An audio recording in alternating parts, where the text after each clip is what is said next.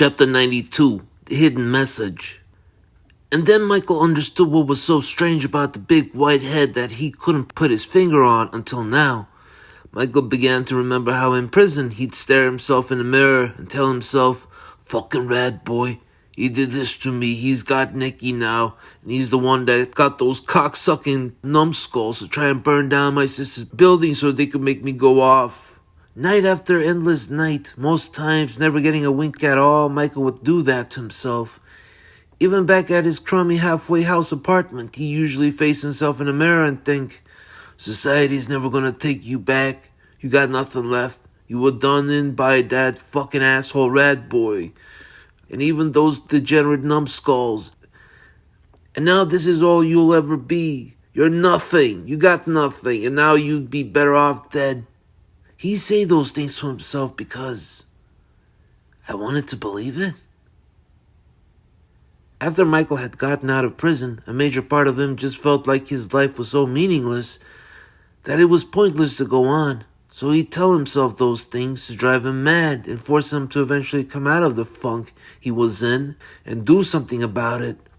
That, or he'd tell himself that Rad Boy was really to blame, so when time came he'd ever face him and choke the living shit out of him, he'd finally feel closure of everything that had happened to him since that night. He didn't want to believe it was his own fault or just too many bad circumstances rolled up into one. It's not easy trying to get closure from something like that. It's easier to have a face, something or someone to blame than to be left with blaming simply bad luck. Is that what you're trying to do, Dorian? Trying to convince yourself of all this crazy nonsense about fascism and about revolution, or me? Just so you can justify yourself for murdering millions? If those aren't the reasons, then what are they? But then Michael remembered what Nicky had told him about Mr. Dorian, about skimming money off the top, about the hit and him wanting revenge. Revenge? Could that be his reasons? Something so simple as that? I gotta find out. At this point, the big fathead had sat back into his chair. While his eyes flailed about, he was holding onto the detonator, seeming very sad as his jaw began to jitter. Michael then forced himself to sit up, even as he ached in pain doing so he could face Mr. Dorian directly. He wanted to get his full attention, for Michael was about to have his own words. "Hey, fathead! You there!" Mr. Dorian snapped back as he noticed Michael was talking again. "Hey, fat-headed dipshit, I'm talking to you." Mr. Dorian eyed Michael for a second, sneered, and then said, "Shut up, son. We're gonna die tonight. So when the Reaper comes, face the man with some dignity." "No, fuck you. And your bullshitting story, too. You might have convinced yourself that shit, but you're not convincing me of anything." Mr. Dorian shook his head, all befuddled, wondering what else this defeated punk had to say. "You see, Nicky told me a story about you. She said that you were some 1999 regular and used to come party it up over here, and you were some high elite living it up until the government found out about you robbing them."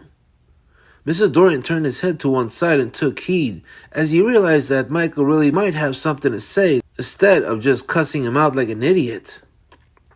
"She told me that you were skimming money off the top from all the funds the U.S. was sending you to build all those dictatorships, Contras or whatevers, down in South America. And when the U.S. found out, they placed a hit on your head to take you out." Mr. Dorian then shrugged and said, "What are you getting at?" "What I'm getting at is, I think that's the real reason why you want to do all this. Not that crazy cockamamie bullshitting reason you just made up about revolutions. You have no good reasons. You're just doing it for revenge." It almost looked like Mr. Dorian's eyes had flipped inside out hearing that, as his face began to burst out with teeth. "You spent God knows how long making up that crazy shit about fascism in your head to justify why you'd murder millions. You made up those reasons because maybe you can't stomach something as simple and twisted as revenge." Mr. Dorian snarled and said, "What the fuck do you know about me, son? You think you know me now? Just because I told you a few stories, you think you know me now? No, said Michael, smiling. I just know something about myself, and that's all that's making sense to me. Mrs. Dorian got up as he strode over to Michael and looked like he was about to kick his head in, but then stopped, a foot short. Michael sighed. Rumpus bumpus, I can do this. Mrs. Dorian, simple question. You really want to do this? Asked Michael as his eyes lit up. I'm starting a revolution, replied Mr. Dorian. That's not what I asked. I asked if you want to do this, not why you think you're doing this, explained Michael. Mr. Dorian didn't respond. You know, Sam, you might think I'm some stupid punk, but you know what? I've always been pretty good at reading people. Not great, but decent. It sort of goes with the territory of being a confrontational type. Like you or I, you gotta keep your eyes open for a weak spot. Explained Michael again, as Miss Dorian didn't seem to grasp where Michael was taking this. Listen, son, I'll tell you, if you're too dumb to understand my reasons for a revolution, then bullshit! You're not looking to start a revolution. You're doing it for your own selfish reasons. That's why you were ranting and raving a minute ago. You weren't trying to convince me of anything. You were doing it to convince yourself. You talk about honor and all, but what honor is there in killing millions to settle your own personal vendetta? That's just downright despicable. And then some. Downright evil. Mrs. Dorian jittered a bit back hearing Michael's explanation. And first time that night, Michael saw the obvious look of dread in the monster's face. You know what this all tells me? That if you're willing to convince yourself that furiously that what you're doing is noble, or whatever psychotic fucked up bullshit your concept of a noble cause would be, then you can't be that fucking evil to want to murder millions.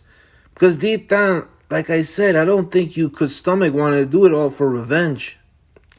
Mr. Dorian looked like his face was about to fall off hearing all this, and Michael felt like he was finally winning. Oh, thank God. I think he's coming to his senses. I just gotta keep repeating this over and over until it sticks. But as quickly as the epiphany might have faded in, seeing as how Mr. Dorian was reacting to what Michael said, after a couple of jitters, Michael saw composure again, as the epiphany began to fade out, and Mr. Dorian seemed consolidated again. Please, God, let him see it, let him see what he's doing and have it be enough. But Mr. Dorian was smiling like a wacko again, ear to ear, smiling like his old usual self. But now, he had blood in his eyes, and they looked to be Michael's blood. So, bellowed out the big white head as his head grew the size of the moon, parked outside the lobby. I see what you're trying to do. You want to be a hero. Michael bit his tongue as he saw how, up until now, he hadn't been facing the devil he feared, but a devil in slumber. But now he was finally being awakened, and Michael finally saw this titanic demon rise from Tartarus and tower above him. So, son, you say you want to be a hero now? Well, let me tell you, you need more than just bark to be one. And let me tell you something more. You even need more than bite as well. Michael crept his hand up against his forehead, over his eyes, trying to avoid looking at this monster he had just awakened. But Dorian kicked it away from his face and said, You look at me in the eyes if you want to talk to me. Oh, shut up. As if you were doing that before. Stop, cried out Michael. Stop what? We haven't even begun. Responded Mr. Dorian. No, stop. You're just deluded and mad. You don't even know what you're thinking. Mr. Dorian grew amused hearing Michael say that, and even a little proud. I'm mad, you say? I'm mad? Good, good. I told you I'm one of the fedora people, and I'm glad that I'm mad. Simply glad. Because do you know what it takes to be a real hero? I'll tell you. You have to be mad. You have to be. And you know why? Because I'll tell you something more. In the real world, madness is everywhere. And if you can't embrace it, you'll never be able to conquer it. Oh, stop fitting me that line about going mad in the real world. You're like a broken record with that shit. Of course, you can pretend to be a hero. Think you're John Wayne charging into a battle, but you want to know what happens to those types of men? They don't make it far. They get shot down before they're even given much of a chance to shine. I saw that back in Omaha Beach, and it was a sad sight indeed. Those type of men, they're still living in a fictional world in their heads. They don't know what it takes. So you know what? I'll tell you, if you want to be a hero, don't go to some movie and think that fictional bullshit is what it takes. And I'll tell you something else. If you want to be a real hero in the real world, you'll come talk to me. Mr. Dorian then pointed himself out again, with his thumb raised high and mighty, ridden in on a high white horse, and smiled with a 10-inch steel-plated sense of conviction. Michael, on the other hand, just shook his head and felt tired of all this. You know, I can't blame you for not understanding. Since George is some ignorant punk, I used to be like you back in the 30s. Directionless punk street fighter type like you, but I went to war and I grew the fuck up. And you ain't a man until you've been to war and had to kill another man, and with your bare hands no less. You ain't a real hero until you've experienced that. Michael then thought about how he pushed Madboy out of the window and felt completely at odds.